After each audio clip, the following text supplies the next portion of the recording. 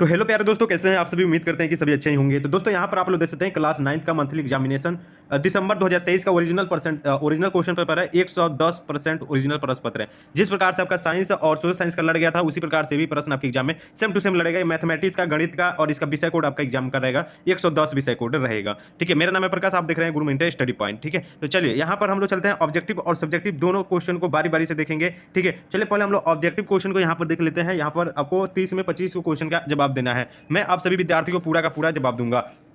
पहला number question यहां पर आप लोग देख सकते हैं, दिया गया है कि निम्नलिखित में से कौन सी परिमेय संख्या नहीं है। और जो भी विद्यार्थी हमारे चैनल पर नए हैं तो लाइक जरूर कीजिएगा बाबू। ठीक है, लाइक करना अनिवार्य है, सभी विद्यार्थी लाइक कीजिएगा, लाइक को सब्सक्राइब जरूर कर लीजिएगा। ठीक है, क्योंकि हर एक एग्जाम में आपको इस प्रकार से हेल्प किया जाएगा। दिया गया है यहाँ पर कि निम्नलिखित में से कौन सी परिमेय संख्या नहीं है, यानी कि क्या बोल रहा है, तो अपरिमेय संख्या कौन है। ठीक है, यानी परिमेय संख्या नहीं है, यानी कि अपरिमेय संख्या है। तो यहाँ पर देखो, रूट अंडर 1 से 21 का जो वर्गमूल होता है 11 होता है, ये परिमेय है। ऑप्शन नंबर बी जो है ये भी एक क्या है, तो एक परिमेय है। और ऑप्शन नंबर सी जो है वो 7 बटा रूट अंडर 25 का जो मान है वो 5 निकल के आ जाएगा, यानी कि -7 बटा 5, ये भी एक परिमेय है। लेकिन जो ऑप्शन नंबर डी है वो एक अपरिमेय है, यानी कि परिमेय संख्या नहीं है, इसलिए हमारा ऑप्शन नंबर डी हो जाएगा। एंड देखिए, जो रूट में 5 है वो रूट में 5 बाहर कभी नहीं निकलेगा। ठीक है, क्योंकि ये पूर्ण वर्ग संख्या नहीं है, 5 जो है पूर्ण वर्ग संख्या नहीं है, इसलिए जो हमारा ऑप्शन नंबर डी जो है वो सही जवाब हो जाएगा। हमारा एक का right answer option number D है, यानी कि P बटा Q और Q बराबर नहीं हो 0। ये परिमेय का रूल होता है, और ये परिमेय का रूल जो है यहाँ पर लागू नहीं हो रहा है, इसीलिए ये परिमेय नहीं है। ऑप्शन नंबर डी हमारा सही जवाब हो जाएगा। चलिए अब जल्दी जल्दी से हम लोग क्वेश्चन का सोल्यूशन करेंगे। यहाँ पर 2 नंबर क्वेश्चन यहाँ पर आप लोग देख सकते हैं, दिया गया है कि 0.125 को अगर P बटा Q के रूप में लिखने पर प्राप्त होता है, तो लिखने पर क्या प्राप्त होता है। तो चलिए यहाँ पर हम लिखते हैं 0.125। जब दशमलव उड़ेगा तो नीचे जितना अंक रहता है उतना जीरो यहाँ पर बढ़ जाता है। तो यहाँ पर 3 अंक है तो 3 अंक बैठा देते हैं। जब 125 में आप लोग 5 से कटाइएगा, मतलब 125 में 1000 से भाग दीजिएगा तो कितने मर्त में कटेगा बाबू, तो 125 अठे कितना होता है बाबू, तो वो होता है 1000, यानी कि 1 बटा कितना हो जाएगा बाबू, तो 1 बटा 8 हो जाएगा। यानी इसका राइट आंसर कहाँ जा रहा है, तो ऑप्शन नंबर ए हो जाएगा। ठीक है, तो आप लोग इसको देख लीजिएगा, याद करके जाइए, एग्जाम में बिल्कुल यही हूबहू प्रश्न रहेगा आप लोगों को। तो एक बार लाइक कर दीजिए, हमारे चैनल को सब्सक्राइब कर दीजिएगा। चलिए नेक्स्ट क्वेश्चन यहाँ पर आप लोग देख सकते हैं, दिया गया यहाँ पर प्रश्न की रूट 18 का परिमेयकारी गुणज है। तो रूट 8 का परिमेयकारी गुणज पूछा जा रहा है कि क्या है। तो ऑप्शन दिया गया यहाँ पर 3 दिया गया है, रूट 2 दिया गया है, सी में देखिए 1/2 दिया गया है, और डी में देखिए 1/√8 दिया गया है। तो चलिए इसको हम सॉल्व करते हैं। तो देखिए रूट 8 को आप लोग कैसे लिख सकते हैं, तो हम लोग लिख सकते हैं रूट 2 गुना दो रूट 2 लिख सकते हैं। ठीक है, क्यों 2 रूट 2 लिख सकते हैं, यानी देखिए यहाँ पर रूट अंदर 8 है तो यहाँ पर हम लोग लिख लेंगे 4 गुना 2 लिख देंगे, और 4 का वर्गमूल यानी कि 2 बाहर निकल जाएगा और 2 अंदर आ जाएगा। ठीक है, तो यहाँ पर पूछा जा रहा है कि परिमेयकारी गुणज कौन है, यानी कि अगर हम लोग रूट 2 को हटाने के लिए क्या करेंगे, तो इसमें रूट 2 से गुना करेंगे, यानी कि रूट 2 को लाने से ही हमारा जो है वो एक परिमेय बन रहा है। इसका मतलब इसका right answer option number B हो जाएगा, रूट 2 जो है हमारा सही जवाब हो जाएगा। चलिए यहाँ पर 4 नंबर प्रश्न हम लोग देखेंगे। दिया गया यहाँ पर कि 4 के पावर 0 दिया गया है, गुने 9 के पावर 0 प्लस 13 के पावर 0। तो यहाँ पर देखिए 4 के पावर 0 है तो यहाँ पर 1 हो जाएगा, यानी कि पावर में रहता है 0 तो इसका मान 1 हो जाता है। कोई भी अंक के ऊपर 0 रहता है तो 1। और देखिए 9 के ऊपर 0 है तो ये भी 1 हो जाएगा, प्लस 13 के ऊपर 0 है तो ये भी 1 हो जाएगा। तो देखिए यहाँ पर क्या आया, तो 1 गुना 1 कीजिएगा तो 1 + 1 कितना हो जाएगा, तो 2। यानी कि देखिए यहाँ पर 4 का जो आंसर आ रहा है वो 2 आ रहा है, यानी कि ऑप्शन नंबर सी जो हमारा सही जवाब हो जाएगा। उसी प्रकार से यहाँ पर आप लोग देख सकते हैं 5 नंबर प्रश्न दिया गया है, 17 के पावर का स्क्वायर दिया गया है, गुना दिया गया है यहाँ पर 17 के पावर में -2 दिया गया है। तो ये फॉर्म जो है आप लोग पढ़े ही होंगे, मैंने आपको बताया था कि a के पावर m गुना a के पावर n के फॉर्म में दिया गया है। ठीक है, तो इसका क्या होता है, इसका सूत्र क्या होता है, तो इसी सूत्र पर आप लोग को बना लेना, यानी कि a के पावर m -1 हो जाता है। ठीक है, a के पावर m -n हो जाता है। ठीक है, तो कितना होगा इसका आंसर आप लोग बताएंगे, क्या हो जाएगा, तो 2 में से 2 जाएगा तो क्या हो जाएगा, तो 0 हो जाएगा। 2 में से 2 जाएगा तो 0 हो जाएगा, यानी कि देखिए 17 के पावर 0 आया तो इसका मान क्या होता है, तो 1 हो जाता है। मैंने आपको बताया कि किसी भी अंक के पावर ऊपर 0 रहता है तो 1 आ जाता है। ठीक है, यानी देखिए इसका जब हमने सोल्यूशन किया तो इसका right answer option number D आया, यानी 5 का कितना आया, तो 5 का ऑप्शन नंबर डी होगा। ठीक है, चलिए नेक्स्ट क्वेश्चन 6 नंबर क्वेश्चन यहाँ पर देख सकते हैं, दिया गया है कि 2 के पावर में 2 दिया गया, फिर इसके पावर में -2 दिया गया है। तो इसको आप लोग कैसे सोल्यूशन करोगे, तो जल्दी से बताओगे इसका राइट आंसर क्या हो जाएगा बाबू। तो देखिए यहाँ पर गुना कीजिएगा तो 2 के पावर 2 यानी कि 4 हो जाएगा, माइनस में 4 आ जाएगा। ठीक है, यानी कि 2 दूना 4 हो जाएगा और माइनस वहाँ पर हो जाएगा। ठीक है, यानी कि इसका right answer option number B हो जाएगा। ठीक है, 6 का ऑप्शन नंबर बी हो जाएगा। चलिए नेक्स्ट क्वेश्चन यहाँ पर 7 नंबर देखिए, 7 नंबर क्वेश्चन आप लोग के सामने यहाँ पर दे दिया गया है। यहाँ पर क्वेश्चन क्या है, तो देखिए चलिए यहाँ पर दिया गया कि 13 के पावर में -8 दिया गया है और बटा 13 के पावर में 3 दिया गया है। तो देखिए एक सूत्र मैंने आप लोगों को पढ़ाया था, यानी कि a के पावर m बटा a के पावर n दिया था, तो इसको क्या होता है, तो इसका जो मान होता है वो होता है a के पावर m-1 होता है, n होता है सॉरी। तो देखिए इसको इसी फॉर्म में आप लोग चेंज कीजिएगा तो क्या हो जाएगा, तो 13 के पावर में क्या हो जाएगा बाबू, तो -8 -3 हो जाएगा। जब इसको आप लोग जोड़िए, मतलब इसको जोड़िएगा तो कितना हो जाएगा, तो 13 के पावर -11, यानी कि इसका सही जवाब कहाँ जा रहा है, तो ऑप्शन नंबर सी में जा रहा है, तो बिल्कुल सही जवाब हो जाएगा।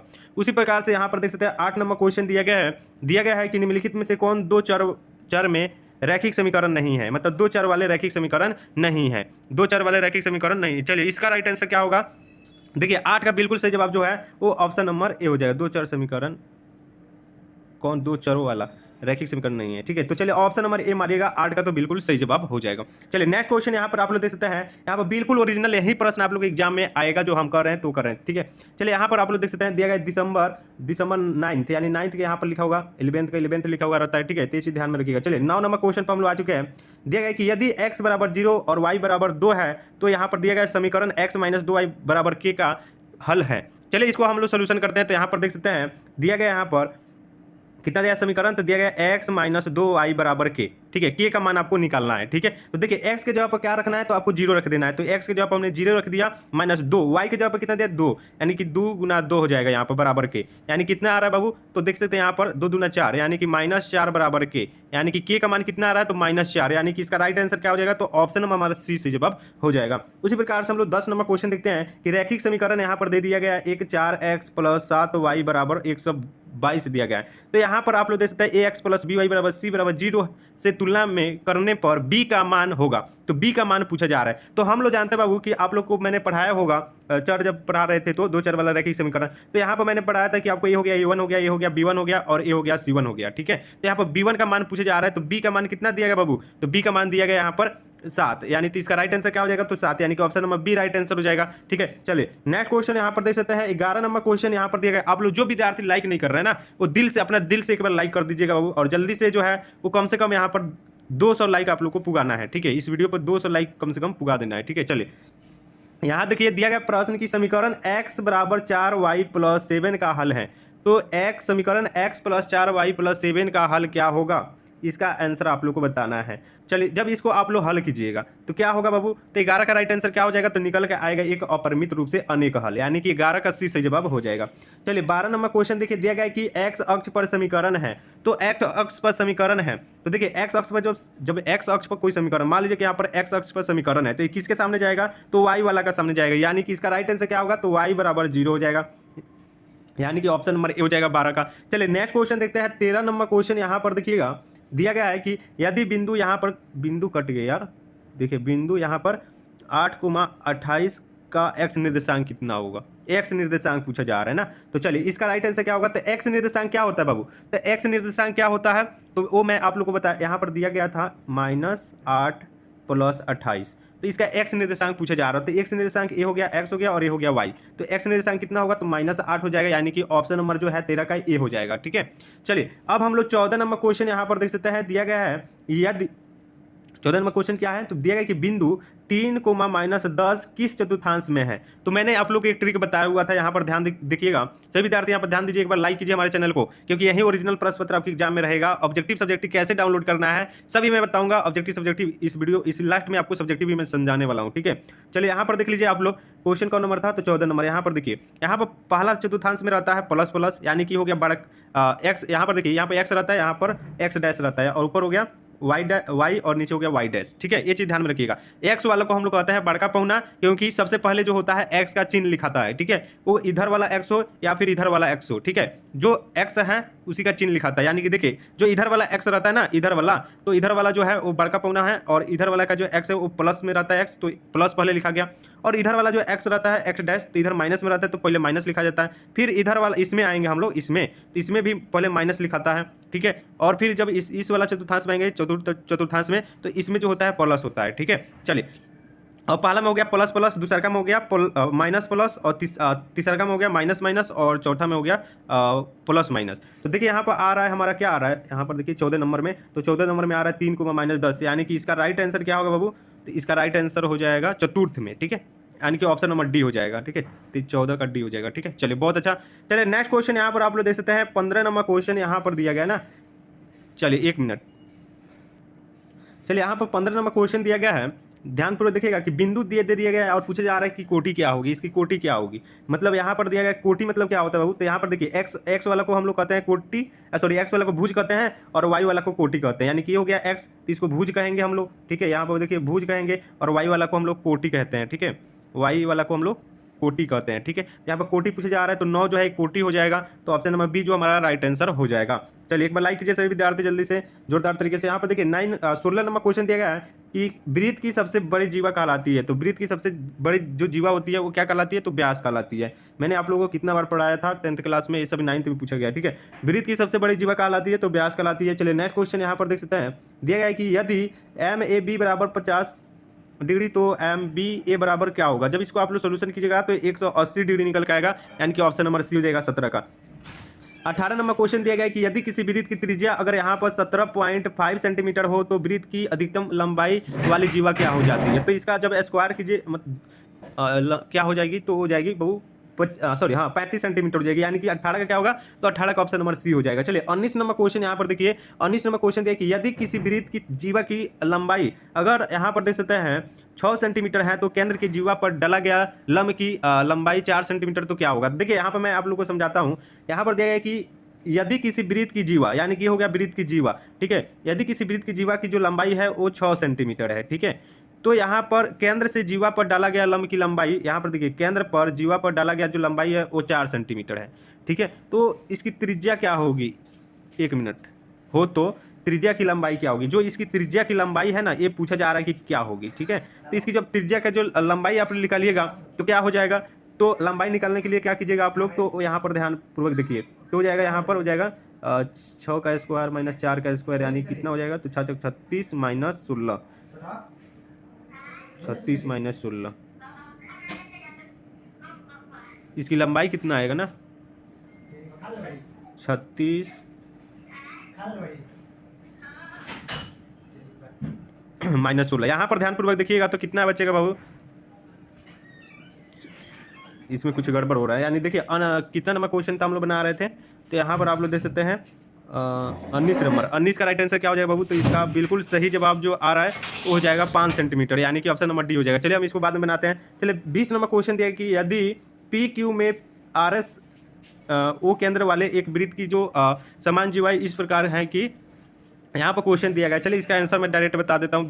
20 का बिल्कुल जो सही जवाब हो जाएगा ऑप्शन नंबर डी, यानी कि 105 डिग्री, ठीक है। चलिए 21 नंबर क्वेश्चन दिया गया कि घनाभ का आयतन होता है। तो घनाभ का आयतन तो आप लोग को याद होगा कि 2 × LB + BH + LH होता है, ठीक है। यानी कि ऑप्शन नंबर बी हमारा सही जवाब हो जाएगा, ठीक है। चलिए नेक्स्ट क्वेश्चन दिया गया 22 नंबर क्वेश्चन की यदि किसी घन की भुजा की लंबाई 5 सेंटीमीटर हो तो उसकी आयतन होगी। तो 22 का राइट आंसर क्या हो जाएगा, तो हो जाएगा उसका जो आयतन निकलेगा तो 25 सेंटीमीटर की हो जाएगा, यानी कि ऑप्शन नंबर बी हमारा सही जवाब हो जाएगा। चलिए यहाँ पर 23 नंबर क्वेश्चन दिया गया कि 8 सेंटीमीटर व्यास वाले वृत्त की क्षेत्रफल होगी। तो 8 सेंटीमीटर वाले व्यास की वृत्त का जो क्षेत्रफल है, वृत्त का क्षेत्रफल का जो सूत्र लगाइएगा तो 8 सेंटीमीटर व्यास का जो मान रखिएगा तो इसका जब आंसर आएगा तो हो जाएगा 64 पाई सेंटीमीटर स्क्वायर, ठीक है। यानी कि ऑप्शन नंबर क्या हो जाएगा, तो ऑप्शन नंबर बी हो जाएगा। चलिए 24 नंबर क्वेश्चन देखते हैं। किसी बेलन की त्रिज्या तथा ऊंचाई दुगुनी करने पर उसका वृत्त का क्षेत्रफल हो जाएगा। चलिए तो 24 का राइट आंसर क्या हो जाएगा, तो 24 का बिल्कुल सही जवाब हो जाएगा, दुगुना हो जाएगा। चलिए नेक्स्ट क्वेश्चन दिया गया 25 नंबर की ए भुजा वाले घन की विकर्ण की लंबाई होगी। तो 25 का राइट आंसर ऑप्शन नंबर हो जाएगा √3a हो जाएगा, ठीक है। चलिए नेक्स्ट क्वेश्चन दिया गया है 26 नंबर की बेलन का आयतन होता है। तो बेलन का जो आयतन होता है वो कितना होता है बाबू, आप लोग बताएंगे, जानते हैं तो जरूर बताइए। आप लोग लाइक नहीं कर रहे हैं, जो विद्यार्थी लाइक नहीं कर रहा है लाइक कीजिए। इसका PDF कैसे लेना है, सब्जेक्टिव का PDF कैसे लेना है, सभी चीज़ मैं आप लोगों को नेक्स्ट वीडियो में बताने वाला हूं। तो आप लोग को जल्दी से क्या करना है, ग्रुप में जुड़ जाना है। चलिए 26 का क्या हो जाएगा, तो 26 का हो जाएगा πRh। बेलन का आयतन होता है πRh। चलिए ऑप्शन नंबर ए हो जाएगा 26 का। चलिए 27 नंबर क्वेश्चन दिया कि यदि एक शंकु की ऊंचाई 24 सेंटीमीटर है तो आधार व्यास 14 सेंटीमीटर हो तो उसकी तिर्यक ऊंचाई क्या होगी। चलिए तो 27 का बिल्कुल सही जवाब हो जाएगा, यानी 38 सेंटीमीटर, ऑप्शन नंबर बी हो जाएगा, ठीक है। चलिए 28 नंबर क्वेश्चन देखिए, यहाँ पर दिया गया है कि वर्ग अंतराल 100 से 120 वर्ग ची होगा। तो 28 का क्या हो जाएगा, तो ऑप्शन नंबर ए हो जाएगा, यानी कि 100। चलिए नेक्स्ट क्वेश्चन दिया गया 29 नंबर क्वेश्चन कि 56 37 96 74 61 61 26 79 76 63 का परिसर है। तो इसका रेंज बताना है कि क्या होगा बाबू, ठीक है। रेंज क्या होगा, तो 29 का बिल्कुल सही जवाब क्या हो जाएगा, तो हो जाएगा 26, ठीक है। चलिए नेक्स्ट क्वेश्चन, लास्ट क्वेश्चन है। देखिए दिया गया कि वर्ग अंतराल 15, 20, 25 में 20 सम्मिलित है। चलिए तो इसका राइट आंसर क्या हो जाएगा, तो हो जाएगा बाबू ऑप्शन नंबर ए हो जाएगा, 30 का ऑप्शन नंबर ए हो जाएगा। तो चलिए बाबू लोग हमारा जो है वो ऑब्जेक्टिव पूरा कंप्लीट हो गया। तो जल्दी से आप लोग क्या कीजिए, हमारे चैनल को लाइक कीजिए, सब्सक्राइब कर लीजिए, ठीक है। और इसी तरह का वीडियो हमारे चैनल पर अपलोड होते रहती है, ठीक है। और पढ़ाया भी जाता है 10th क्लास का इसलिए इस चैनल पे। तो आप लोग को लाइक कर लेना है, हमारे चैनल को सब्सक्राइब कर लेना है, बेल वाला आइकन को दबा देना है। व्हाट्सएप ग्रुप का लिंक दिया गया डिस्क्रिप्शन में, व्हाट्सएप चैनल का लिंक दिया गया, टेलीग्राम पर इसका पीडीएफ ऑब्जेक्टिव सब्जेक्टिव इंग्लिश सभी का पीडीएफ यहाँ पर डाल दिया जाएगा। तो आप लोग जल्दी से जुड़ जाओ, व्हाट्सएप ग्रुप का लिंक डिस्क्रिप्शन में दिया गया है। जितना जल्दी हो सके जुड़ जाओ, उतना जल्दी